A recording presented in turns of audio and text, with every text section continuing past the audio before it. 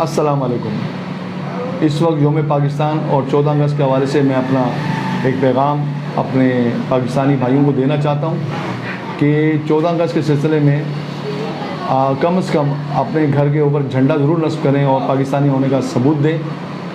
और मैं तमाम सियासी पार्टी और सोशल एक्टिविटीज़ जो लोग करते हैं उन सबसे दरख्वास्त करता हूँ कि बजाय वो आतिशबाज़ी करने के और ये सारे मामलात करने के, असराफ करने के, वो उन पैसों को बलूचिस्तान, सिंध और पंजाब में आए हुए सैलाब ज़दगान की मद में ख़र्च करें और उन तक इमदाद पहुँचाएँ। इस वक्त वो लोग मुसीबत का शिकार हैं और मैं उम्मीद करता हूँ कि मेरे तमाम जो दोस्त अहबाब हैं वो ज़रूर इसकी तायद करेंगे।